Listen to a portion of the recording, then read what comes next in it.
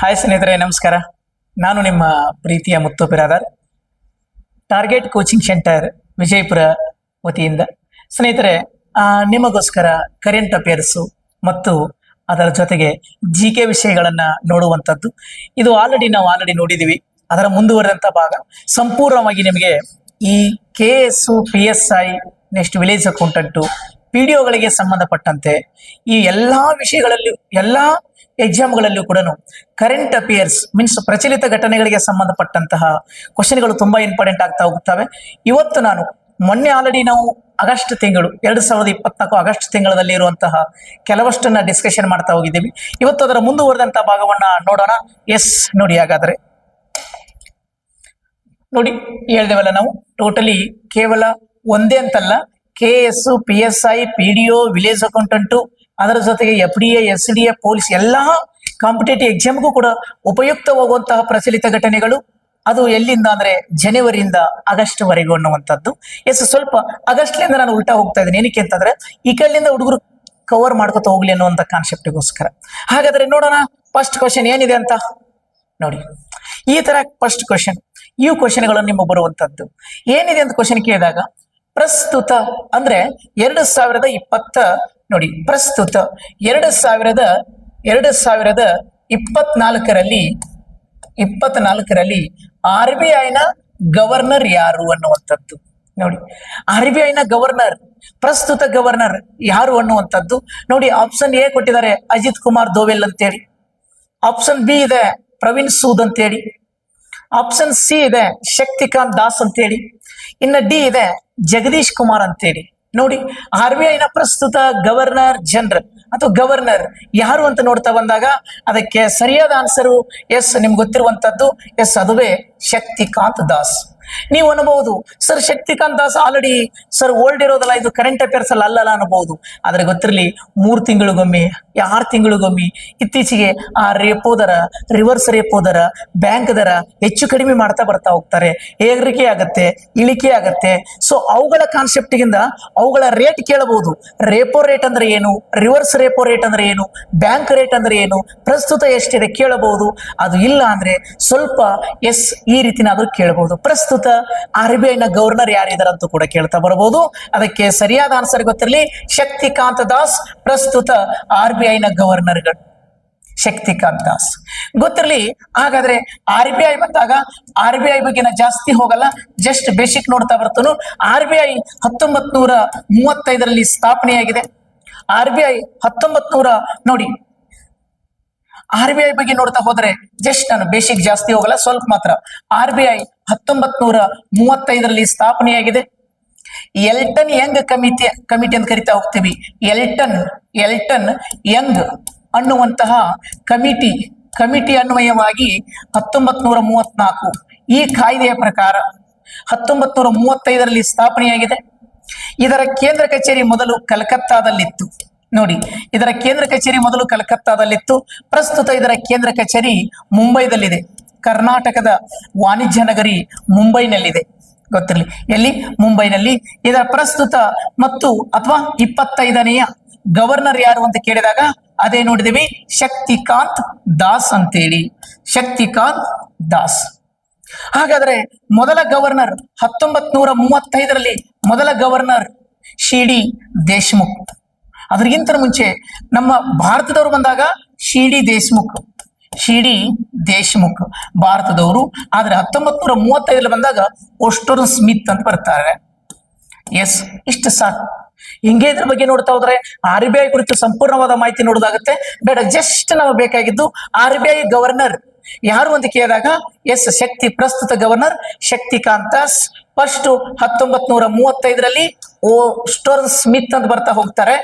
ಹಾಗಾದ್ರೆ ನೆಕ್ಸ್ಟ್ ಇದರ ಕೇಂದ್ರ ಕಚೇರಿ ಮುಂಬೈನಲ್ಲಿದೆ. ಸಾಕಿಷ್ಟು ಸರ್. ಹಾಗಾದ್ರೆ ಶಕ್ತಿಕಾಂತ್ ದಾಸ್ ಆಯ್ತು. ಅಜಿತ್ ಕುಮಾರ್ ದೋವೆಲ್ ಯಾರು? ನೋಡಿ, ಇಲ್ಲಿ ಎಷ್ಟು ಆಪ್ಷನ್ಗಳಿದಾವೆ, ಅವೆಲ್ಲವೂ ಕೂಡ ಕರೆಂಟ್ ಅಫೇರ್ಸ್.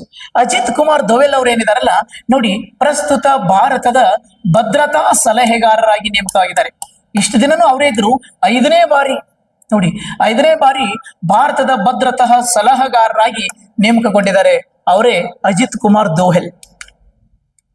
ಹಾಗಾದ್ರೆ ಸರ್ ಪ್ರವೀಣ್ ಸೂದ್ ಯಾರು? ಇದು ಕೂಡ ಕರೆಂಟ್ ಅಫೇರ್ಸ್. ಈ ಸಿಬಿಐ ಅಂತ ಕರಿತಾ ಹೋಗ್ತೇವೆ, ಸೆಂಟ್ರಲ್ ಬ್ಯೂರೋ ಆಫ್ ಇನ್ವೆಸ್ಟಿಗೇಷನ್. ನೋಡಿ, ಸಿಬಿಐನ ಪ್ರಸ್ತುತ ನಿರ್ದೇಶಕರು ಯಾರಂದ್ರೆ ಅವರೇ ಪ್ರವೀಣ್ ಸೂದ್ ಅನ್ನುವಂಥವ್ರು. ಸರ್, ಹಾಗಾದ್ರೆ ಜಗದೀಶ್ ಕುಮಾರ್ ಅಂದ್ರೆ ಯಾರು? ಸರ್, ಜಗದೀಶ್ ಕುಮಾರ್ ಯಾರಂದ್ರೆ ಗೊತ್ತಿಲ್ಲ ನಿಮ್ಗೆ, ಯುಜಿಸಿ ಅಂತ ಬರ್ತಾ ಹೋಗುತ್ತೆ. ಯುಜಿಸಿಯ ಮುಖ್ಯಸ್ಥರಾಗಿ ಅಧ್ಯಕ್ಷರಾಗಿ ನೇಮಕಗೊಂಡವರೇ ಅವರೇ ಯಾರಂದ್ರೆ ಜಗದೀಶ್ ಕುಮಾರ್. ಇಲ್ಲಿ ಏನ 4 ಇದಾವಲ್ಲ, ಈ 4 ಕೂಡ ಕರೆಂಟ್ ಅಫೇರ್ಸ್ ಸಂಬಂಧಪಟ್ಟಂತದ್ದು. ಒಂದೇ ಕ್ವಶನ್ ಅಲ್ಲೇ 4 ಕ್ವಶನ್. ನೋಡಿ, ಇವರು ಭದ್ರತಾ ಸಲಹೆಗಾರರು, ಇವರು ಸಿಬಿಐನ ಮುಖ್ಯಸ್ಥರು, ಶಕ್ತಿಕಾಂತ ದಾಸ್ RBIನ ಪ್ರಸ್ತುತ ಗವರ್ನರು, ಇನ್ನು ಜಗದೀಶ್ ಕುಮಾರ್ ಅವರು ಜಗದೀಶ್ ಕುಮಾರ್ ಅವರು UGCಯ ಮುಖ್ಯಸ್ಥರು. ಹಾಗಾದ್ರೆ ನೋಡಿ, ಇದು ಏನಿದೆಯಲ್ಲ, RBIದ ಲಾಂಛನ. ನೋಡಿ, RBIನ ಲಾಂಛನ ಕ್ವಶನ್ ಕೇಳಿದಾನೆ. RBIದ ಲಾಂಛನದಲ್ಲಿರುವ ಪ್ರಾಣಿ ಯಾವುದು ಅಂತ ಕೇಳಿದಾನೆ. ಅದೇ ನೋಡಿ, ಹುಲಿ. RBI ಲಾಂಛನದಲ್ಲಿರೋದು ಯಾವುದು? ಹುಲಿ. ಎಸ್, ಈ ರೀತಿ. ನೆಕ್ಸ್ಟ್ ಹಾಗಾದ್ರೆ ಇಲ್ಲಿ ನೋಡಿ, ಈಗ ಇಲ್ಲಿದಾರಲ್ಲ ಇವರೇ ನೋಡಿ, ಶಕ್ತಿಕಾಂತ ದಾಸ್ ಅವರು. ಇಲ್ಲಿದಾರಲ್ಲ ಇವರೇ ಶಕ್ತಿಕಾಂತ ದಾಸ್. ನೋಡಿ, ಯಾರಂದ್ರೆ RBIನ ಗವರ್ನರ್. ಇಲ್ಲಿದಾರಲ್ಲ ಇವರೇ ನೋಡಿ, ಅಜಿತ್ ಕುಮಾರ್ ದೋವೆಲ್ ಅಂತೇಳಿ. ಅಜಿತ್ ಕುಮಾರ್ ದೋವೆಲ್ ಸ್ನೇಹಿತರೆ, ಪಾಕಿಸ್ತಾನಿಗಳಿಗೆ ಇವ್ರನ್ನ ಕಂಡ್ರೆ ಗದ ನಡುತ್ತಾರೆ. ಇವ್ರನ್ನ ಕಂಡ್ರೆ ಆ ರೇಂಜ್ಗಿರೋರೆ ನಮ್ಮ ಭಾರತದ ನೋಡಿ ಭದ್ರತಾ ಸಲಹೆಗಾರರು ಅಜಿತ್ ಕುಮಾರ್ ದೋವೆಲ್. ಇನ್ನು ನೆಕ್ಸ್ಟ್ ಇಲ್ಲಿದಾರಲ್ಲ ಇವರೇ ನೋಡಿ, ಜಗದೀಶ್ ಕುಮಾರ್ ಅಂತೇಳಿ. ಇವರೇ ಜಗದೀಶ್ ಕುಮಾರ್.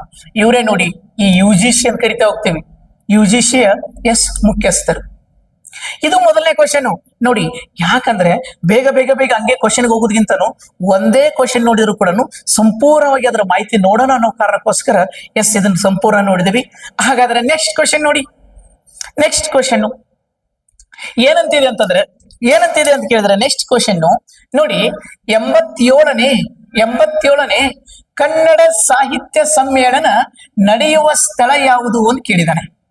ನೋಡಿ, 87ನೇ ಕನ್ನಡ ಸಾಹಿತ್ಯ ಸಮ್ಮೇಳನ ನಡೆಯುವ ಸ್ಥಳ ನೋಡಿ, ಎ ಕೊಟ್ಟಾರೆ ಧಾರವಾಡ, ಬಿ ಹೇಳ್ತಾರೆ ಕಲಬುರಗಿ ಅಂತ ಹೇಳಿ, ಸಿ ಹೇಳ್ತಾರೆ ಮಂಡ್ಯ ಅಂತ ಹೇಳಿ, ಡಿ ಹೇಳ್ತಾರೆ ಹಾವೇರಿ. ಇದು ಇಂಪಾರ್ಟೆಂಟ್. ಇತ್ತೀಚೆಗೆ ಎಷ್ಟನೇದ್ದು ಕೇವಲ ಎಲ್ಲಿ ನಡೀತು ಅಂತ ಅಷ್ಟೇ ಕೇಳಲ್ಲ, ಎಷ್ಟನೇ ಸಾಹಿತ್ಯ ಸಮ್ಮೇಳನ ಅಂತ ಕೇಳ್ತಾ ಹೋಗ್ತಾನೆ. ಇಲ್ಲಿ ನೀವೆಲ್ಲರಿಗೂ ಈ ಸತ್ ನೀವು ವಿಡಿಯೋ ನೋಡ್ತಾ ಇರೋರು ಎಲ್ಲರಿಗೂ ಗೊತ್ತು. ಈಗ 87ನೇ ಕನ್ನಡ ನೋಡಿ, ಈ ಸತ್ ನೆಕ್ಸ್ಟ್ ನಡೆಯುವಂತ ಸಮ್ಮೇಳನ ಎಲ್ಲಿದ್ರೆ ಎಲ್ಲರಿಗೂ ಗೊತ್ತು. ಆದ್ರೆ 87ನೇ ಅಂತಂದ್ರೆ ಸ್ವಲ್ಪ ನೆನಪಾರ್ತೀವಿ, ಅದು ಗೊತ್ತಿರಲಿ ಅನ್ನೋ ಕಾರಣಕ್ಕೋಸ್ಕರ. 87ನೇದಂದ್ರೆ ಈಗ ನೆಕ್ಸ್ಟ್ ನಡೆಯೋದೇ 87ನೇದ್ದು. 87ನೆಯ ಕನ್ನಡ ಸಾಹಿತ್ಯ ಸಮ್ಮೇಳನ ಮಂಡ್ಯ ಜಿಲ್ಲೆಯಲ್ಲಿ ನಡೆಯಲಿದೆ. ನೋಡಿ, ಈಗ ನೆಕ್ಸ್ಟ್ ನಡೆಯೋದು ಎಲ್ಲಿ ಅಂದ್ರೆ ಮಂಡ್ಯ ಜಿಲ್ಲೆಯಲ್ಲಿ ನಡೆಯಲಿದೆ. ಇದನ್ನಾದ್ರೂ ಕೇಳಬಹುದು, ಹಿಂದಿಲಾದ್ರೂ ಕೇಳಬಹುದು. ಅವರು ಏನ್ ಗೊತ್ತಾ, 86ನೇ ಕನ್ನಡ ಸಾಹಿತ್ಯ ಸಮ್ಮೇಳನ ಎಲ್ಲಿ ನಡೀತು ನೋಡಿ, 86ನೇದ್ದು ನಡೆದಿದ್ದು ಹಾವೇರಿ ಒಳಗಡೆ. ಮೊನ್ನೇನು ಹಾವೇರಿ ಒಳಗಡೆ ನಡೀತಲ್ಲ, ಯಾಲಕ್ಕಿ ನಾಡಲ್ಲಿ ನಡೀತಲ್ಲ, ಅದು 86ನೇದ್ದು. ಇನ್ನ ಕಲಬುರಗಿಯಲ್ಲಿ ನಡೀತಲ್ಲ, ಅದು 85ನೇದ್ದು. ಧಾರವಾಡದಲ್ಲಿ ನಡೀತಲ್ಲ, ಇದು 84ನೇದ್ದು. ಇನ್ನು ಮಂಡ್ಯದಲ್ಲಿ ಏನ್ ನಡೀತದಲ್ಲ, ಇದು 87ನೇದ್ದು. ಇದು ಇಂಪಾರ್ಟೆಂಟ್ ಗೊತ್ತಿರಲಿ. ಕೇವಲ ನೆಕ್ಸ್ಟ್ ನಡೆಯೋದು. ಒಮ್ಮೆ ನೀವು ನಾಳೆ 86ನೇ ಕನ್ನಡ ಸಾಹಿತ್ಯ ಸಮ್ಮೇಳನ ಎಲ್ಲಿ ನಡೆಯಿತು ಅಂತ ಕೇಳಿದ್ರೆ ಸಡನ್ಲಿ ಮತ್ತೆ ಮಂಡ್ಯ ಅಂತ ಹಾಕಿರಿ. 85 ಯಾವುದು, 86 ಯಾವುದು, ಮುಂದೆ ನಡೆಯುದು ಎಷ್ಟನೇದ್ದು, ಇದೆಲ್ಲ ಗೊತ್ತಿರಬೇಕು. ಸೊ ಆ ಕಾರಣಕ್ಕೋಸ್ಕರ ಇದು ನೆನಪು ಮಾಡ್ತಾ ಇರೋದು. ಏನಕ್ಕೆ ಅಂದ್ರೆ ಆಲ್ರೆಡಿ ಒಂದು ಪೊಲೀಸ್ ಕಾನ್ಸ್ಟೇಬಲ್ ಎಕ್ಸಾಮ್ ಹಿಂಗೆ ಆಯ್ತು. ಆಗ ತಾನೇ ಕಲಬುರಗಿಯಲ್ಲಿ ಕನ್ನಡ ಸಾಹಿತ್ಯ ಸಮ್ಮೇಳನ ನಡೆದಿತ್ತು.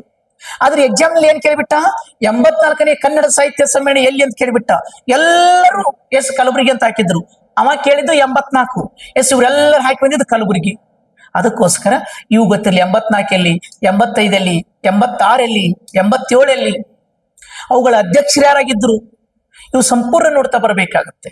ನೋಡಿ, 84 ಧಾರವಾಡದಲ್ಲಿ ನಡೆದಾಗ ಚಂದ್ರಶೇಖರ ಕಂಬಾರ ಅವರು ವಹಿಸ್ಕೊಂಡಿದ್ರು. ಅದೇ ರೀತಿ ವೆಂಕಟೇಶ್ ಮೂರ್ತಿ ಕಲಬುರಗಿಯಲ್ಲಿ, ಹಾವೇರಿ ಒಳಗಡೆ ದೊಡ್ಡ ರಂಗೇಗೌಡರು, ಇನ್ನು ಮಂಡ್ಯದೊಳಗಡೆ ನೋಡೋಣ ಯಾರು ಅಂತೇಳಿ. ಇದು ಕರೆಂಟ್ ಅಫೇರ್ಸ್. ಇದು ಕರೆಂಟ್ ಅಫೇರ್ಸ್ ಆದ್ರೆ ಇದು ಆದ್ಮೇಲೆ ನೆಕ್ಸ್ಟ್ ನಿಮ್ಗೆ ಕೇಳಬಹುದು, ಸರ್ GK ಸಂಬಂಧಪಟ್ಟ ನೋಡಿ, ಈ ಕನ್ನಡ ಸಾಹಿತ್ಯ ಪರಿಷತ್ತಿನ ಚಿತ್ರಣ. ಹಾಗಾದ್ರೆ ಈ ಕನ್ನಡ ಸಾಹಿತ್ಯ ಸಮ್ಮೇಳನ 1915ರಲ್ಲಿ ಸ್ಥಾಪನೆ ಆಗ್ಯದ. ಎಲ್ಲಿ ಸ್ಥಾಪನೆ ಆಗ್ಯದ ಅಂದ್ರ ಬೆಂಗಳೂರಲ್ಲಿ ಸ್ಥಾಪನೆ ಆಗ್ಯದ. ನೋಡಿ, ಯಾವುದೇ ಒಂದು ಪಾಯಿಂಟ್ ಅನ್ನು ಕರೆಂಟ್ ಅಫೇರ್ಸ್ ನೋಡಿದ್ರೆ ಅದರದೇ ಆದಂತ ಇತಿಹಾಸ ಇರುತ್ತೆ, ಅದನ್ನು ಕೇಳುವಂಥದ್ದು. ನೋಡಿ, 1915ರಲ್ಲಿ ಬೆಂಗಳೂರಿನಲ್ಲಿ ಸ್ಥಾಪನೆ ಆಯ್ತು. ಸ್ಟಾರ್ಟ್ ಮಾಡಿದವರು ಯಾರು ಅಂತ ಕೇಳಿದ್ರೆ ನಾಲ್ವಡಿ ಕೃಷ್ಣರಾಜ ಒಡೆಯರು ಮತ್ತು ಸರ್ ಎಂ ವಿಶ್ವೇಶ್ವರಯ್ಯನವರು. ಸರ್ ಎಂ ವಿಶ್ವೇಶ್ವರಯ್ಯನವರು. ನೋಡಿ, ಇದು ನಿಮ್ಗೆ ಗೊತ್ತಾಗ್ತಾ ಬರ್ಬೇಕು. ಸರಿನಾ? ಇದು ಈ ಕ್ವಶನ್ಗೆ. ಎಸ್, ಕರೆಂಟ್ ಅಫೇರ್ಸು ಆಯ್ತು, ಪ್ರಚಲಿತ ಘಟನೆನೂ ಆಯ್ತು. ಹಾಗಾದ್ರೆ ನೆಕ್ಸ್ಟ್ ಕ್ವಶನ್ ನೋಡಿ. ನೆಕ್ಸ್ಟ್ ಕ್ವಶನ್ ಏನಿದೆ ಅಂತ ಕೇಳಿದಾಗ ವಿಶ್ವ ಜಲಶಾಸ್ತ್ರ ದಿನ. ನೋಡಿ, ವಿಶ್ವ ಜಲಶಾಸ್ತ್ರ ದಿನವನ್ನು ಯಾವ ದಿನದಂದು ಆಚರಿಸುತ್ತೇವೆ? ನೋಡಿ, ವಿಶ್ವ ಜಲಶಾಸ್ತ್ರ, ವಿಶ್ವ ಜಲ ದಿನ ಕೇಳಿಲ್ಲ ಅವನು. ವಿಶ್ವ ಜಲಶಾಸ್ತ್ರ ದಿನ ಯಾವ ದಿನವನ್ನು ಆಚರಿಸ್ತೇವೆ? June 20, June 21, June 25, June 29. ನೋಡಿ, ಇದಕ್ಕೆ ಸರಿಯಾದ ಆನ್ಸರ್ ನಾವು ನೋಡ್ತಾ ಹೋದಾಗ ವಿಶ್ವ ಜಲಶಾಸ್ತ್ರ ದಿನ ಅಂತೇಳಿ ನಾವು ಪ್ರತಿ ವರ್ಷ ಜೂನ್ 21 ಆಚರಿಸುತ್ತೇವೆ. ನೋಡಿ, ನಮಗೆಲ್ಲ ಗೊತ್ತು ಜೂನ್ 21 ನಾವು ಯೋಗ ದಿನ ಅಂದ್ಬಿಡ್ತೀವಿ, ಅಂತಾರಾಷ್ಟ್ರೀಯ ಯೋಗ ದಿನ ಅಂತೇಳಿ ಮಾಡ್ತಾ ಹೋಗ್ತೀವಿ. ಹೌದು, ಈ ದಿನ ಇದನ್ನ ಕೇಳಿದ, ಇಷ್ಟು ದಿನ ಇದೇ ಬಂದಿತ್ತು. ಆದ್ರೆ ಇತ್ತೀಚಿನ ದಿನಮಾನಗಳಲ್ಲಿ ಚೇಂಜ್ ಮಾಡಬಹುದು. ವಿಶ್ವ ಯೋಗ ದಿನ ಕೊಡದೆ ಎಸ್ ವಿಶ್ವ ಜಲಶಾಸ್ತ್ರ ದಿನ ಕೇಳಬಹುದು. ಸೊ ಹೀಗಾಗಿ ಎಸ್ ಇದೇ ಜೂನ್ 21 ವಿಶ್ವ ಜಲಶಾಸ್ತ್ರ ದಿನವನ್ನಾಗಿ ಆಚರಣೆ ಮಾಡ್ತಾ ಬರ್ತೀವಿ. ನೋಡಿ, ಇದು ಕರೆಂಟ್ ಅಫೇರ್ಸು. ಇದರೊಂದಿಗೆನೆ ನೀವು ಜೂನ್ ತಿಂಗಳದ ಎಲ್ಲವನ್ನೂ ನೋಡ್ಬೇಕು. ಜೂನ್ 1 ಹಿಡ್ಕೊಂಡು ಜೂನ್ 30 ಕೂಡ ಏನೇನು ಕರೆಂಟ್ ಅಫೇರ್ಸ್ ಇದಾವೋ ಅಥವಾ ಏನೇನು ಆ ದಿನದ ವಿಶೇಷತೆ ಇದೆಯೋ ಇವನ್ನೆಲ್ಲವನ್ನ ನೋಡ್ಬೇಕ. ಇಲ್ಲಿ ನೀವು ಕರೆಂಟ್ ಅಫೇರ್ಸ್ ಅಷ್ಟೇ ಅಂತಲ್ಲ, ಎಲ್ಲಾ ಕವರ್ ಆಗುತ್ತೆ. ಎಲ್ಲಾ ದೃಷ್ಟಿಯಲ್ಲಿ ಕೂಡ ಎಲ್ಲಾ ಸಬ್ಜೆಕ್ಟ್ ಕೂಡ ಕವರ್ ಆಗ್ತಾ ಬರುತ್ತೆ. ಈಗ ನಾನು ಜಸ್ಟ್ ನಿಮ್ಗೆ ಒಂದ್ ಹೇಳ್ಕೊಡ್ತೀನಿ. ಜೂನ್ 29 ಯಾವ ದಿನ ಅಂತ ಬಂದಾಗ ನೋಡಿ, ಜೂನ್ 21 ವಿಶ್ವ ಜಲಶಾಸ್ತ್ರ ದಿನ ಮತ್ತು ಅಂತಾರಾಷ್ಟ್ರೀಯ ಯೋಗ ದಿನವನ್ನಾಗಿ ಆಚರಣೆ ಮಾಡಿದ್ರೆ ಜೂನ್ 29 ಸ್ನೇಹಿತರೆ ನಾವು ಎಂತ ಆಚರಣೆ ಮಾಡ್ತಾವ ಅಂದ್ರೆ ರಾಷ್ಟ್ರೀಯ ನೋಡಿ ಸಂಖ್ಯಾಶಾಸ್ತ್ರ ದಿನವನ್ನಾಗಿ ಆಚರಣೆ ಮಾಡ್ತಾ ಬರ್ತೀವಿ. ನೋಡಿ, ರಾಷ್ಟ್ರೀಯ ಸಂಖ್ಯಾಶಾಸ್ತ್ರ ದಿನವನ್ನಾಗಿ ಆಚರಣೆ ಮಾಡ್ತಾ ಬರ್ತೀವಿ. ನೋಡಿ, ಜೂನ್ 29 ಮುಂದಿದನೆ ನೀವು ಜುಲೈ 29 ಅನ್ಕೋಬಹುದು. ಜುಲೈ 29 ನೋಡಿ, ಜುಲೈ 29 ಏನು ಹುಲಿಗಳ ದಿನ, ಹುಲಿ ದಿನ. ನೋಡಿ, ಅದೇ ನೋಡಿ ಜೂನ್ 29 ಸಂಖ್ಯಾಶಾಸ್ತ್ರ ದಿನ, ಜುಲೈ 29 ಹುಲಿ ದಿನ, ಆಗಸ್ಟ್ 29 ವೆರಿ ವೆರಿ ಇಂಪಾರ್ಟೆಂಟ್ ಕೇಳಬಹುದು. ಯಾಕಂದ್ರೆ ಇತ್ತೀಚೆಗೆ ಒಲಿಂಪಿಕ್ಸ್ ನಡೆದಾವ, ಸ್ಪೋರ್ಟ್ಸ್ ನಡೆದಾವ. ಎಸ್, ಆಗಸ್ಟ್ 29 ಸ್ಪೋರ್ಟ್ಸ್ ಡೇ, ಕ್ರೀಡಾ ದಿನ. ನೋಡಿ, ಇದೇ ಇಂಪಾರ್ಟೆಂಟ್, ಇದೇ ಓದುವಂತ ಟ್ರಿಕ್ಸ್. ಸರಿನಾ? ನೋಡಿ, ಕೇವಲ ಒಂದೇ ಕ್ವಶನ್ ಬಟ್ ಡಿಸ್ಕಷನ್ ಆಗಿದ್ದು 1, 2, 3, 4, 5 ಕ್ವಶನ್ ಡಿಸ್ಕಷನ್. ಬರ್ದಿಟ್ಕೊಡ್ರಿ ಒಕ್ಕರು ಬೇಕಾದ್ರೆ. ನೋಡಿ, ಹೇಳಿದೇವೆ ನಾವು ಜೂನ್ 21 ವಿಶ್ವ ಜಲಶಾಸ್ತ್ರ ದಿನ, ವಿಶ್ವ ಅಂತಾರಾಷ್ಟ್ರೀಯ ಯೋಗ ದಿನ, ಜೂನ್ 29 ಸಂಖ್ಯಾಶಾಸ್ತ್ರ ದಿನ, ಜುಲೈ 29 ಹುಲಿಗಳ ದಿನ, ಆಗಸ್ಟ್ 29 ರಾಷ್ಟ್ರೀಯ ಕ್ರೀಡಾ ದಿನ. ನೋಡಿ, ಸರಿನಾ? ಹಾಗಾದ್ರೆ ನೋಡೋಣ ನೆಕ್ಸ್ಟ್ ಕ್ವಶನ್. ನೆಕ್ಸ್ಟ್ ಕ್ವಶನ್ ಈ ತರ ಇದೆ ನೋಡಿ. ಏನಂತಿದೆ ನೋಡಿ, ಕರೆಂಟ್ ಅಫೇರ್ಸ್ ಆಗಸ್ಟ್ ತಿಂಗಳಲ್ಲಿ ನಾನು ಏನ್ ಹೇಳಿದ್ರೆ ಇಷ್ಟು ನೋಡಿದ್ರೆ ಸಾಕು. ಇದನ್ನ ಬಿಟ್ಟು ಮತ್ತೆ ಕೆನಿಕೆ ನೋಡೋ ಅವಶ್ಯಕತೆ ಇಲ್ಲ. ಮ್ಯಾಕ್ಸಿಮಮ್ ಇಷ್ಟ ಸಾಕಾಗ್ತದೆ. ನೋಡಿ, ಏನಂತಿದೆ, ದೇಶದ ಮೊದಲ ಯುನೆಸ್ಕೋದ ಸಾಹಿತ್ಯ ನಗರ ಸ್ಥಾನವನ್ನ ಪಡೆದಂತಹ ಮೊದಲ ನಗರ ಯಾವುದು? ಸಾಹಿತ್ಯ ನಗರ ಅಂತೇಳಿ ಯುನೆಸ್ಕೋದ ಲಿಸ್ಟ್ ಅಲ್ಲಿ ಸಾಹಿತ್ಯ ನಗರ ಅಂತೇಳಿ ಯಾವುದಕ್ಕೆ ನೀಡಿದ್ರು ಅಂತ ಹೇಳಿದಾಗ ನೋಡಿ, ಎ ಇದೆ ಕಲ್ಲಿಕೋಟೆ, ಬಿ ಇದೆ ಅಹಮದಾಬಾದ್, ಸಿ ಇದೆ ಸೂರತ್ತು, ಡಿ ಇದೆ ಬೆಂಗಳೂರು. ನೋಡ್ರಿ, ಈಜಿ ಆಗ್ತೀರಿ. ನಿಮ್ಗೊಂದು ಟ್ರಿಕ್ಸ್ ಹೇಳ್ತೀನಿ. ನಿಮಗೆ ಎಕ್ಸಾಮ್ಗಳಲ್ಲಿ ಆನ್ಸರ್ ಗೊತ್ತಿಲ್ಲ ಅಂದ್ರ, ನೆಗೆಟಿವ್ ಇರ್ಲಿಲ್ಲ ಅಂದ್ರ ಆಪ್ಷನ್ಗಳಲ್ಲಿ ಯಾವುದು ದೊಡ್ಡದಿರುತ್ತೋ ಅದಕ್ಕೆ ಹಾಕಿ ಬನ್ನಿ. ಮ್ಯಾಕ್ಸಿಮಮ್ ಆನ್ಸರ್ ಅದು ಆಗಿರಬಹುದು ಅಂತೇಳಿ. ನಾನು ಗೊತ್ತಿರ್ಲಿಲ್ಲ ಅಂದ್ರ, ನೆಗೆಟಿವ್ ಇರ್ಲಿಲ್ಲ ಅಂದ್ರ ನೋಡ್ರಿ, ಓದಿದ್ರ ಸರಿ, ಓದಿದ್ರೆ ಕರೆಕ್ಟ್ ಆಗಿ ಬರ್ಬೇಕು. ಓದಲಿಲ್ಲ ಅಂದ್ರೆ ನೋಡ್ರಿ, ಇದಕ್ಕೆ ಸರಿಯಾದ ಆನ್ಸರ್ ಯಾವ್ದಂದ್ರೆ ಕೂಚಿಕೊಡೈ. ಅದಕ್ಕೆ ಕಲ್ಲಿಕೋಟೆ ಅಂತ ಕೂಡ ಕರೀತಾರೆ. ಕಲ್ಲಿಕೋಟೆ ಎಲ್ಲಿ ಬರ್ತದ್ರಿ ಸರ್? ಈಗ ಕೇರಳದಲ್ಲಿ ಬರ್ತದ. ಕೇರಳ ದೇವರ ನಾಡು. ಈ ಕೇರಳದಲ್ಲಿ ನೋಡಿ, ಕಲ್ಲಿಕೋಟೆಯ ಕೂಚಿಕೊಡೆಯನ್ನ ಯುನೆಸ್ಕೋದ ಸಾಹಿತ್ಯ ನಗರ ಸ್ಥಾನ ಪಡೆದಂತ ನಗರವಾಗ್ಯದ. ಯಾಕಂದ್ರೆ ಇಲ್ಲಿ ಸಾಹಿತ್ಯಕ್ಕೆ ಕೊಟ್ಟಂತ ಪ್ರಿಫರೆನ್ಸ್ ಈ ನಗರದಲ್ಲಿ ಆ ರೀತಿ ಇರುವಂತದ್ದು. ದೇಶದ ಪ್ರಮುಖ ಒಳ್ಳೆಯ ಗ್ರಂಥಗಳು ಇಲ್ಲಿ ಪ್ರಕಟವಾಗಿರುವಂತದ್ದು. ಒಳ್ಳೆಯ ಗ್ರಂಥಗಳಿಗೆ ಹೆಚ್ಚಿನ ಪ್ರಾಮುಖ್ಯತೆ ನೀಡುವಂತದ್ದು. ಅದರೇ ಆದಂತ ಕೆಲವು ಕಂಡೀಷನ್ಗಳನ್ನ ಇರ್ತವೆ. ಅದನ್ನು ನೋಡಿದಾಗ ಕಲ್ಲಿಕೋಟೆಯಲ್ಲಿ ಸಾಹಿತ್ಯ ನಗರ ಅಂತೇಳಿ ಘೋಷಣೆ ಮಾಡಿದ್ದಾರೆ. ಯಾರು? ಯುನೆಸ್ಕೋದವರು. ಯಾರು? ಯುನೆಸ್ಕೋದವರು. ನೋಡಿ ಅಲ್ಲಿ ಕೊಟ್ಟಬಿಟ್ಟಿದ್ದಾರೆ UPSC ಪ್ರಿಲಿಮಿನರಿ ಪ್ಯಾಕ್ಸ್ ಅಂತ. ಕೇವಲ KPSC ಅಲ್ಲ, UPSC ಸಂಬಂಧಪಟ್ಟಂತದ್ದು ಹೇಳ್ತಾ ನೋಡಿ. UPSC ಯುನೆಸ್ಕೋ ನೋಡಿ, ಯುನೆಸ್ಕೋದ ಲಾಂಗ್ ಫಾರ್ಮ್ ಕೇಳ್ತಾನ. ಇಲ್ಲಿದೆ ನೋಡಿ, United Nation Educational Scientific and Cultural Organisation. ಇದ್ರ ಕ್ವಶನ್ ಕೇಳ್ತಾನೆ. ಯುನೆಸ್ಕೋದ ಲಾಂಗ್ ಫಾರ್ಮ್ ಕೇಳ್ತಾನೆ ನೋಡಿ, United Nations Educational Scientific and Cultural Organisation. ಹೌದಾ? ಇದು ಯಾವ ವರ್ಷ ಸ್ಥಾಪನೆಯಾಗಿದೆ? 1946ರಲ್ಲಿ ಸ್ಥಾಪನೆಯಾಗಿದೆ. ಸರ್ ಹಾಗಾದ್ರೆ ಇದರ ಕೇಂದ್ರ ಕಚೇರಿಯಲ್ಲಿದೆ. ಫ್ರಾನ್ಸ್ ದೇಶದ ರಾಜಧಾನಿ ಪ್ಯಾರಿಸ್ನಲ್ಲಿ ಇದರ ಕೇಂದ್ರ ಕಚೇರಿ ಇದೆ. ಸರ್ ಹಾಗಾದ್ರೆ ಪ್ಯಾರಿಸ್ ಯಾವ ನದಿಯ ದಡದ ಮೇಲಿದೆ? ಈ ಪ್ಯಾರಿಸ್ ಸೀನ್ ನದಿಯ ದಡದ ಮೇಲಿದೆ. ಯಾಕೆ ಸರ್ ಇದನ್ನ ಹೇಳಾಕತ್ತೀರಿ? ಇತ್ತೀಚೆಗೆ ಒಲಿಂಪಿಕ್ಸ್ ನಡೀತಾ ಇರೋದು ಇದೇ ಪ್ಯಾರಿಸ್ ನಗರದಲ್ಲಿ. ಹಾಗಾದ್ರೆ ಸರ್ ನೆಕ್ಸ್ಟ್ ಇದು ಯಾವುದಕ್ಕೆ ಪ್ರಾಮುಖ್ಯತೆಯನ್ನು ನೀಡ್ತಾ ಬರ್ತಂದ್ರೆ ಎಜುಕೇಶನ್ಗೆ, ಸೈನ್ಸ್ಗೆ, ಕಲ್ಚರಲ್ಲು, ಸಾಹಿತ್ಯ ಮತ್ತು ಶಾಂತಿಗೆ ಸಂಬಂಧಪಟ್ಟಂತೆ. ಸರ್ ಹಾಗಾದ್ರೆ ಇದರಲ್ಲಿ ನಮ್ಮ ಭಾರತ ಸದಸ್ಯತ್ವ ಇದೆನಾ? ಎಸ್, ನಮ್ಮ ಭಾರತ ಕೂಡ ಸದಸ್ಯತ್ವ ಹೊಂದಿದೆ. ನೋಡಿ, ಇದು ನಿಮ್ಗೆ ಗೊತ್ತಾಗ್ತಾ ಬರ್ಬೇಕು.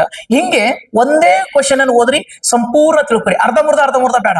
ಏನೋ ಅಂತಾರಲ್ರಿ, ಕಸ ತಿನ್ನೋದ್ಗಿಂತ ತುಸು ತಿನ್ಬೇಕಂತ. ಸ್ವಲ್ಪ ತಿಂದ್ರು ಕರೆಕ್ಟ್ ಆಗಿ ಒಂದು ಕ್ವಶನ್ ಅನ್ನ ಸಂಪೂರ್ಣವಾಗಿ ನೋಡುವಂಥದ್ದು, ವಾಪಸ್ ನೋಡುವ ಅವಶ್ಯಕತೆನೇ ಬೇಡ. ಈ ಕೇವಲ KSC ಒಂದು ರೌಂಡು, ಇಲ್ಲ ವಿಲೇಜ್ ಅಕೌಂಟೆಂಟ್ ಮತ್ತೊಂದು ರೌಂಡು, PDF ಮತ್ತೊಂದು ರೌಂಡು ಬೇಡ. ಸ್ವಲ್ಪ ಓದಿದ್ರು ಕೂಡ ಹಿಂಗ್ ಸಂಪೂರ್ಣ ಮಾಹಿತಿ ನೋಡ್ತಾ ಹೋಗುವಂಥದ್ದು. ಸರ್ ಹಾಗಾದ್ರೆ ನೆಕ್ಸ್ಟ್ ಅಹಮದಾಬಾದ್ ಅಂತ ಹೇಳಿದೆ ಅಲ್ಲ, ಅಹಮದಾಬಾದ್ ಯಾವ ನದಿ ದಡದ ಮೇಲೆ ಅದು? ನೋಡಿ, ಅಹಮದಾಬಾದ್ ಇರೋದು ಸಾಬರಮತಿ ನದಿಯ ದಡದ ಮೇಲೆ. ಸಾಬರಮತಿ ನದಿಯ ದಡದ ಮೇಲೆ. ಸರ್ ಸೂರತ್ ಇದೆಯಲ್ಲ, ಸೂರತ್ತನ್ನ ವಜ್ರ ವ್ಯಾಪಾರಿಗಳ ನಗರ ಅಂತ ಕರೀತಾರೆ. ವಜ್ರ ವ್ಯಾಪಾರಿಗಳ ನಗರ, ವಜ್ರ ವ್ಯಾಪಾರಿ ನಗರ. ಈ ಸೂರತ್ ಇರುವುದು ತಪತಿ ನದಿಯ ದಡದ ಮೇಲೆ. ತಪತಿ ನದಿಯ ದಡದ ಮೇಲೆ. ನೋಡಿ, ಪಶ್ಚಿಮಕ್ಕೆ ಹರಿಯುವಂತ ಪ್ರಮುಖ ನದಿಗಳಲ್ಲಿ ಒಂದಾದ ತಪತಿ ನದಿಗಳು. ಇನ್ನು ಉಳಿಕೆದ್ದು ಬೆಂಗಳೂರು ಇರುವುದು ವೃಷಭಾವತಿ ನದಿಯ ದಡದ ಮೇಲೆ. ಬೆಂಗಳೂರು ಇರುವುದು ವೃಷಭಾವತಿ ಮತ್ತು ಅರ್ಕಾವತಿ ಅಂತ ಕರೀತಾ ಹೋಗ್ತಾರೆ, ಈ ನದಿಯ ದಡದ ಮೇಲೆ. ಇದು ನಿಮ್ಗೆ ಗೊತ್ತಾಗ್ತಾ ಬರ್ಬೇಕು. ಇವುಗಳಿಗೆ ಸಂಬಂಧಪಟ್ಟದೇನಾದ್ರೂ ಇತಿಹಾಸ ನೋಡ್ತಾ ಹೋದ್ರೆ ಮುಗಿಯೋದಿಲ್ಲ. ಜಸ್ಟ್ ನಾ ಇಲ್ಲಿ ಹೇಳ್ತದ ಕರೆಂಟ್ ಅಫೇರ್ಸ್ GK ಅನ್ನೋ ಕಾರಣಕ್ಕೋಸ್ಕರ ಇಷ್ಟಿದು ಸಾಕು. ಓಕೆ, ಹಾಗಾದ್ರೆ ನೆಕ್ಸ್ಟ್ ಹೋಗೋಣ. ನೋಡಿ, ಇಲ್ಲೊಂದು ಕ್ವಶನ್ ಇದೆ ಸ್ನೇಹಿತರೆ. ಏನಂದ್ರೆ ಶಾಂಘೈ ಸಹಕಾರ ಸಂಘಟನೆಗಳ ಸಮಾವೇಶ 2024ರಲ್ಲಿ ನಡೆದಂತಹ ಸ್ಥಳ ಯಾವುದು ಅಂತ ಹೇಳಿದ್ರು. ನೋಡ್ರಿ, ಶಾಂಘೈ ಸಹಕಾರ ಸಂಘಟನೆ ಇದರ 2024ರಲ್ಲಿ ಇದರ ಸಮಾವೇಶ ಎಲ್ಲಿ ನಡೀತು ಅಂತ ಹೇಳಿದೆ. ಇದು ಕೂಡ ವೆರಿ ಇಂಪಾರ್ಟೆಂಟ್. ನೋಡಿ, ಇದರ ಸಮಾವೇಶ ಚೀನಾದಾಗ ನಡೀತಾ, ಕಜಕಿಸ್ತಾನದಲ್ಲ, ಭಾರತದಲ್ಲ, ಅಥವಾ ರಷ್ಯಾದಲ್ಲ. ನೋಡಿ, ಶಾಂಘೈ ಅಂದ್ರೆ ಇದನ್ನ SCO ಅಂತ ಕೂಡ ಕರಿತಾ ಹೋಗ್ತೀವಿ. ನೋಡಿ, ಈ SCOನ 2024ರ ಸಭೆ ನಡೆದಿದ್ದು ಎಲ್ಲಿ ಅಂತ ನೋಡ್ತಾ ಹೋದರೆ ಅದಕ್ಕೆ ಸರಿಯಾದ ಆನ್ಸರ್ ಕಜಕಿಸ್ತಾನದಲ್ಲಿ. ನೋಡಿ ಸ್ನೇಹಿತರೆ, 2024ರಲ್ಲಿ ಎಲ್ಲಿ ಅಂತಂದ್ರೆ ಕಜಕಿಸ್ತಾನದಲ್ಲಿ. ಇದು ಕೂಡ ಕರೆಂಟ್ ಅಫೇರ್ಸ್ ನಲ್ಲಿದೆ. ಈ ಸಭೆ ನಡೆದಿದ್ದು ಕೇವಲ ಎಲ್ಲಿ? ಕಜಕಿಸ್ತಾನದಲ್ಲಿ. ಹಾಗಾದ್ರೆ ಸರ್ SCO ಅಂದ್ರೆ ಏನು?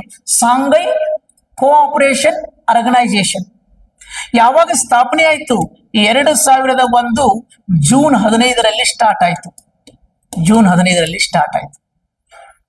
ಏನ್ ಇಂಪಾರ್ಟೆಂಟ್ ಗೊತ್ತಾ? ಇದರಲ್ಲಿ ಸ್ಥಾಪನೆಯಾದಾಗ ಕೇವಲ 5 ರಾಷ್ಟ್ರಗಳಿದ್ದವು. ಈಗ +5 ಆಗ್ಯಾವ. ಟೋಟಲಿ 10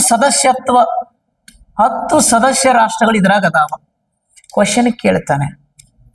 ಏನ್ ಕ್ವಶನ್ ಅನ್ನು ಕೇಳ್ತಾನೆ ಅಂದ್ರೆ, ಹಾಗಾದ್ರೆ ಇತ್ತೀಚೆಗೆ 10ನೇ ರಾಷ್ಟ್ರವಾಗಿ ಸೇರ್ಪಡೆಯಾದಂತಹ ಈ ಶಾಂಘೈ ಕೋಆಪರೇಷನ್ ಆರ್ಗನೈಸೇಷನ್ಗೆ 10ನೇ ರಾಷ್ಟ್ರವಾಗಿ ಸೇರ್ಪಡೆಯಾದಂತಹ ದೇಶ ಯಾವುದು ಅಂದ್ರೆ ಬೆಲಾರಸ್. ನೋಡಿ, ಬೆಲಾರಸ್. ಅದಕ್ಕಿಂತ ಹಿಂದ ಬಂದ್ರೆ ಇರಾನ್. ಈ ಇರಾನ್ಗಿಂತ ಹಿಂದೆ ಬಂದ್ರೆ ನಮ್ಮ ಇಂಡಿಯಾಗಿಂತ ಹಿಂದೆ ಬಂದ್ರ ಪಾಕಿಸ್ತಾನ ಇಂಡಿಯಾ ಒಮ್ಮೆ ಅಂದ್ರೆ 2017ರ ಸೇರ್ಪಡೆಯಾದ. ಅದು ಆದ್ಮೇಲೆ ನೋಡಿ ಉಜ್ಬೇಕಿಸ್ತಾನ್. ನೋಡಿ, ಇವು 5. ಹಾಗಾದ್ರೆ ಆರಂಭದಲ್ಲಿ ಯಾವ್ಯಾವಿದ್ದು? ಆರಂಭದಲ್ಲಿ ನೋಡಿ China, China, Russia, China, Russia. Next Kazakhstan, Kazakhstan ನೋಡಿ, Kyrgyzstan,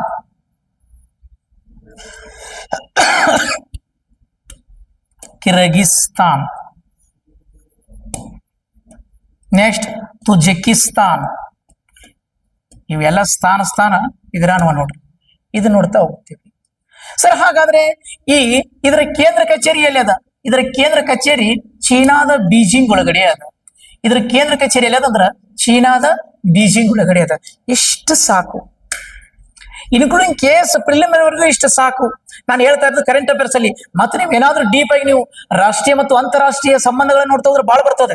just first level ನೋಡಾಗ just ಇಷ್ಟ ಸಾಕು. ಇದನ್ನ ಒಟ್ಟು ಒಮ್ಮೆ ನೋಡಿದ್ರೆ ಅಂದ್ರೆ ಸೆಕೆಂಡ್ ರೌಂಡ್ ನೋಡಾಗ ನಿಮ್ಗೆ ಅರ್ಥ ಆಗ್ತಾ ಹೋಗ್ತದೆ, ಇನ್ನಾದ್ರೂ ಯಾವ್ದಾರ ಸೇರಿಸಬೇಕಂತೇಳಿ.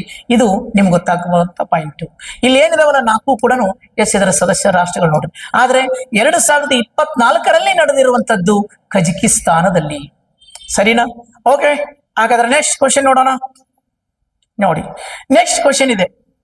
Next question, the god of small things. ಈ ಕೃತಿ ನೋಡಿ ಬರ್ದವ್ರು ಯಾರು? The god of small things. The god of small things ಕೃತಿಯನ್ನ ಬರೆದವ್ರು ಯಾರು ಅಂತ ಹೇಳಿ ಅದು ನೋಡಿ ಇಲ್ಲಿದೆ. ಯಾಕಂದ್ರೆ ವೆರಿ ಇಂಪಾರ್ಟೆಂಟ್. ಇತ್ತೀಚೆಗೆ ಈ ಕೃತಿ ಬರೆದವರು ಕೆಲವಷ್ಟು ಅವಾರ್ಡ್ಗಳಿಗೆ ಭಾಜನರಾಗಿದ್ದಾರೆ.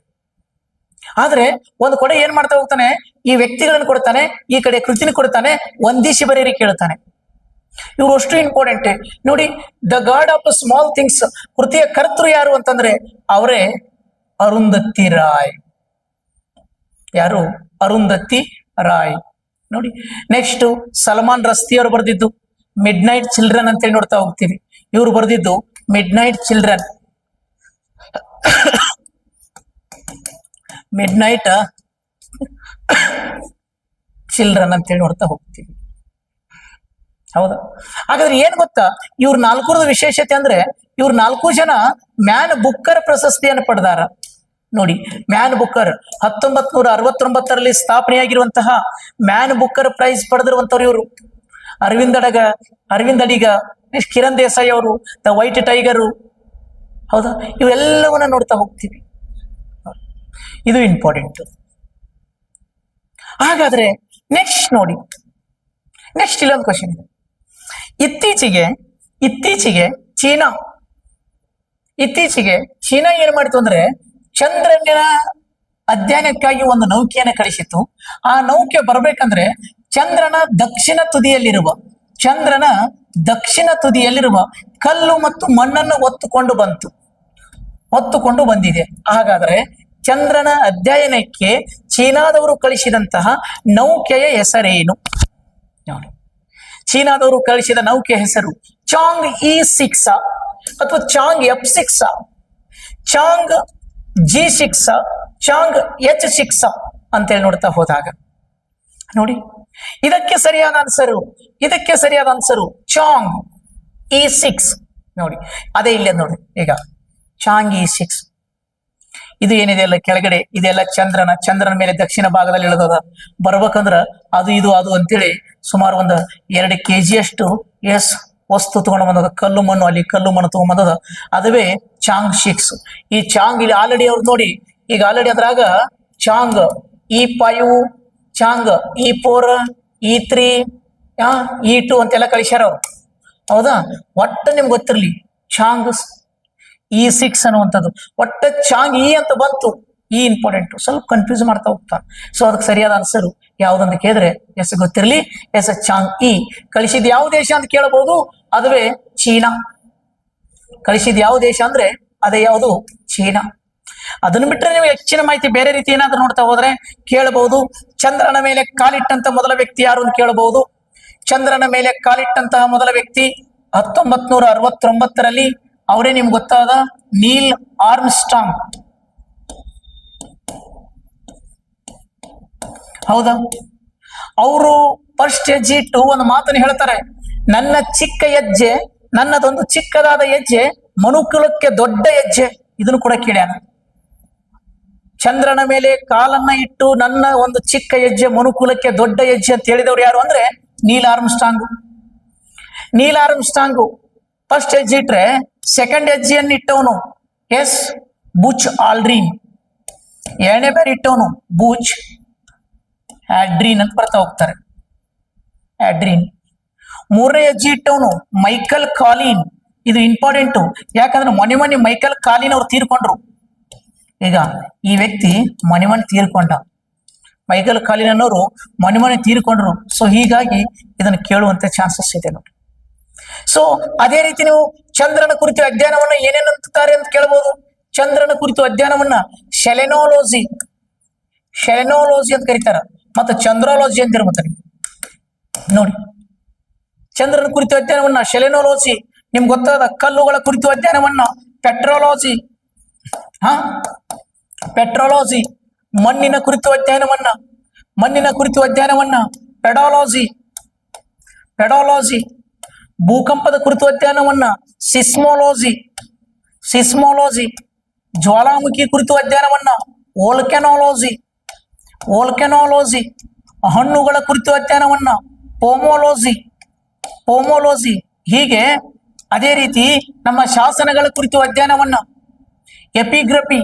ಹೀಗೆ ಕ್ವಶನ್ಗಳನ್ನ ಕೇಳ್ತಾ ಹೋಗ್ತಾರ. ಹೀಗೆ ನೀವು ಹೇಗಾದ್ರೂ ಈ ಲಜಿಗಳಿಗೆ ಸಂಬಂಧಪಟ್ಟಂತದ್ದು ನೋಡ್ತಾ ಬರಬೇಕ. ಕರೆಂಟ್ ಅಫೇರ್ಸ್ ಅಂದ್ರೆ ಹಿಂಗ್ ಓದಬೇಕು, ಅದನ್ನು ಬಿಟ್ಟು ಕೇವಲ ಒಂದೊಂದು ಲೈನ್ ಓದಿದ್ರೆ ನೆನಪಡಿದಲ್ರಿ. ಸೊ ಈ ರೀತಿ ಬೇಸಿಕ್ ಪಾಯಿಂಟ್ ನಿಮ್ಗೆ ಅರ್ಥ ಆಗಿತ್ತಂದ್ರೆ ಕರೆಂಟ್ ಅಫೇರ್ಸ್ ಸಪರೇಟ್ ಓದೋ ಅವಶ್ಯಕತೆನೇ ಇಲ್ಲ. ಸೊ ಈ ತರ ಓದಬೇಕು ನೋಡಿ. ಹಾಗಾದ್ರೆ ನೋಡೋಣ ನೆಕ್ಸ್ಟ್ ಪಾಯಿಂಟ್, ನೆಕ್ಸ್ಟ್ ಕ್ವಶನ್ ನೋಡಿ. ಈ ಕ್ವಶನ್ ನೋಡಿ, ಇತ್ತೀಚೆಗೆ ಅರುಣಾಚಲ ಪ್ರದೇಶದ ನೋಡಿ, ಇತ್ತೀಚೆಗೆ ಅರುಣಾಚಲ ಪ್ರದೇಶ ಅಂತೇನಿದೆಯಲ್ಲ, ಅರುಣಾಚಲ ಪ್ರದೇಶದ ನೂತನ ಸಿಎಂ ಆಗಿ, ನೂತನ ಮುಖ್ಯಮಂತ್ರಿಯಾಗಿ ಆಯ್ಕೆಯಾದವರು ಯಾರು ನೋಡಿ. ಅರುಣಾಚಲ ಪ್ರದೇಶದ ನೂತನ ಮುಖ್ಯಮಂತ್ರಿಯಾಗಿ ಆಯ್ಕೆಯಾದವರು ಯಾರು, ಇವರು ಕೂಡ ಕ್ವಶನ್ ಕೇಳ್ತಾ ಹೋಗ್ತಾರೆ. ಸೊ ನೋಡಿ, ಅದಕ್ಕೆ ಏ ಇದೆ ಮೋಹನ್ ಚರಣ್ ಮಾಂಜಿ, ಪೇಮಾ ಖಾಂಡು, ಇನ್ನ ಪ್ರೇಮ್ ಸಿಂಗ್ ತವಂಗ್, ಇನ್ನು ಹೇಮಂತ್ ಸೊರೇನ್ ಅಂತ ಹೇಳಿದೆ. ಹೇಮಂತ್ ಸೊರೇನ್ ನೋಡಿ ಎಲ್ಲಿದು ಕೇಳಿದಾನೆ ಅವನು, ಅರುಣಾಚಲ ಪ್ರದೇಶ ನೋಡಿ. ಅರುಣಾಚಲ ಪ್ರದೇಶದ ನೂತನ ಮುಖ್ಯಮಂತ್ರಿಯಾಗಿ ನೇಮಕಗೊಂಡವರೇ ಪೇಮಾ ಖಾಂಡು ನೋಡಿ. ಇದಕ್ಕ ಸರಿಯಾದ ಆನ್ಸರು ಯಾವುದು ಅಂತ ಕೇಳಿದ್ರೆ ಸ್ನೇಹಿತರೆ, ಪೇಮಾ ಖಾಂಡು ಇದು ಅರುಣಾಚಲ ಪ್ರದೇಶದ ಸಿಎಂ.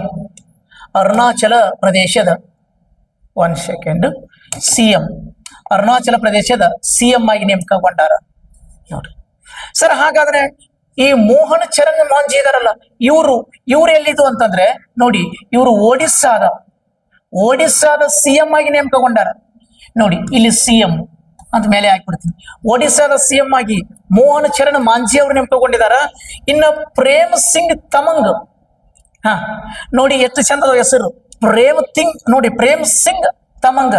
ಇವ್ರು ಎಲ್ಲಿದಂದ್ರೆ ಸಿಕ್ಕಿಂನ ಎಸ್ ಸಿಎಂ ಆಗಿ ನೇಮಕಗೊಂಡಿದಾರ. ಇನ್ನು ಕೆಳಗಡೆ ಇದಾರ ಹೇಮಂತ್ ಸೊರೇನ್ ಅವರು. ಈ ಹೇಮಂತ್ ಸೊರೇನ್ ಅವರು ಎಲ್ಲಿದ ಅಂತ ಕೇಳಿದ್ರೆ ಜಾರ್ಖಂಡದ ನೂತನ ಸಿಎಂ ಆಗಿ ಎಸ್ ಇವರು ನೇಮಕಗೊಂಡವರು. ಸ್ನೇಹಿತರೆ, very very important.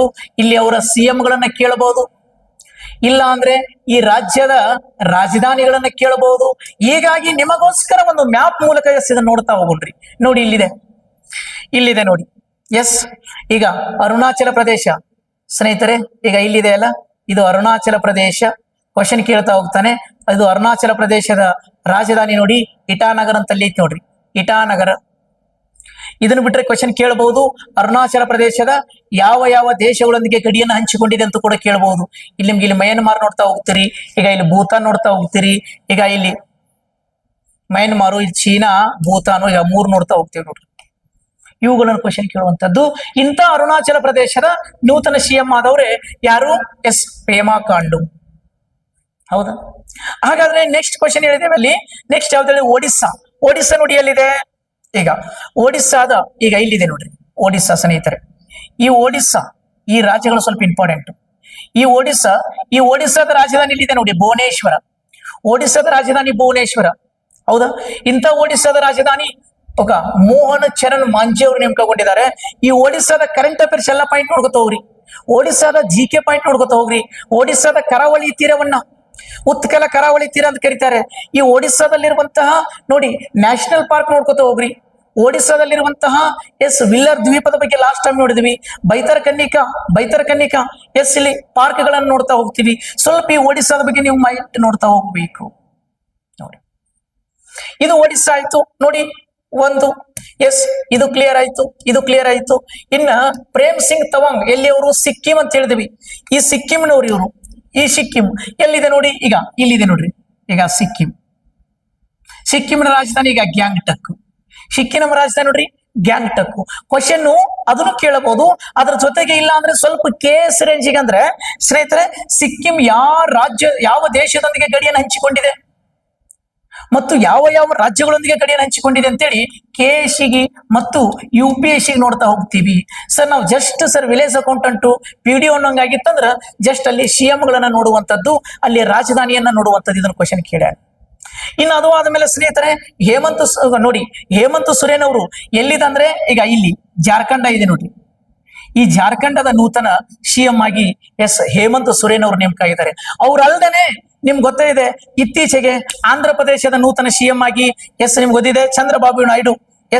Andhra Pradesh ಇಲ್ಲೇ ಈಗ ಇದ್ರ ಕೆಳಗಡೆ ಬರ್ತಾ ಹೋಗುತ್ತೆ. ಇಲ್ಲಿ ಕೆಳಗಡೆ ನೋಡಿ, ಹೀಗೆ ಇವನು ಕೂಡ ನೋಡ್ತಾ ಬರ್ಬೇಕಾ. ಇದು ನಿಮಗೆ ಅರ್ಥ ಆಗಿದೆ ಅನ್ಕೊಳ್ತೀನಿ. ಸಂಪೂರ್ಣವಾದಂತ ಮಾಹಿತಿ ಬರ್ದಿಟ್ಕೊಳ್ರಿ, ಓದ್ಕೊಳ್ರಿ. ಬೇಕಂದ್ರೆ ಆಮೇಲೆ ರೆಕಾರ್ಡು ಇರ್ತದೆ ಯೂಟ್ಯೂಬ್ ಅಲ್ಲಿ, ನೀವು ನೋಡ್ರಿ, ನಿಮ್ ಸ್ನೇಹಿತರಿಗೂ ಕೂಡ ಶೇರ್ ಮಾಡ್ತಾ ಇದು ನೋಡ್ತಾ ಹೋಗ್ರಿ. ಹಾಗಾದ್ರೆ ನೆಕ್ಸ್ಟ್ ಕ್ವಶನ್ಗೆ ಹೋಗೋಣ. ನೋಡಿ ನೆಕ್ಸ್ಟ್ ಕ್ವಶನ್ ಟೋಟಲ್ ಒಂದು 20 ಕ್ವಶನ್ ಇದಾವೆ. ನೆಕ್ಸ್ಟ್ ಕ್ವಶನ್ ನೋಡಿ 9ನೇ ಕ್ವಶನ್ ಏನಿರ್ತದಂದ್ರ ಇನ್ಸ್ಪಿರೇಷನ್ ಅನ್ನುವಂತಹ ಇತ್ತೀಚೆಗೆ ಒಂದು ಪುಸ್ತಕವನ್ನು ಬರೆದರು.